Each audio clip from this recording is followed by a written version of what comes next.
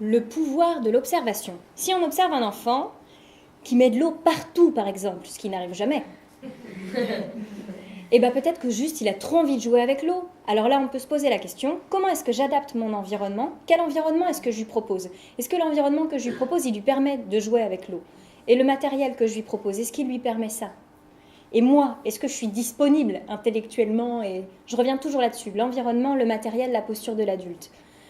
Et moi, est-ce que ça me pose problème? Parce que je peux très bien lui donner une quantité d'eau définie dans un espace où c'est OK, et puis il fait ce qu'il veut. Et au bout d'un moment, il n'y a plus d'eau, maintenant, on va sécher. Tiens, on va sécher tous les deux. Où est-ce qu'elle est la serviette? Je l'ai mise dans un endroit accessible pour l'enfant. Il faut que le matériel que l'enfant utilise soit accessible. S'il est obligé de demander toujours pour monter sur les toilettes, pour attraper la serviette, pour prendre de l'eau, ça ne favorise pas franchement l'autonomie et la confiance en soi. Ça, c'est quelque chose que je n'ai pas dit, mais qui est très très important sur le matériel et l'environnement, que tout soit accessible à portée de l'enfant.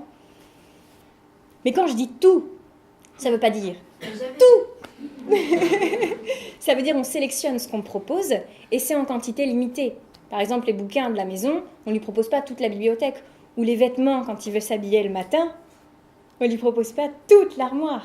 Parce que sinon, il peut tout mettre.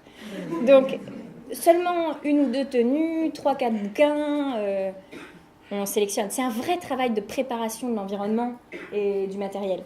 C'était ça que j'allais dire après. Donc, l'observation, c'est ça. Il y a un problème, ok. Je recule et j'observe. Qu'est-ce qu'il est en train de me transmettre comme message là, mon enfant?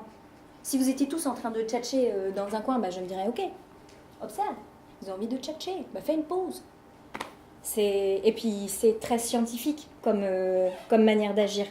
Et puis en plus, quand on observe l'enfant, ça nous détache un peu de toutes les interprétations qu'on se fait dans notre tête de ah, il fait ça pour ça, ou pourquoi il fait ça, ou tout ce qu'on pourrait imaginer dans notre tête quand on est dans les émotions et qu'on a envie de dire non, stop, fais pas ça.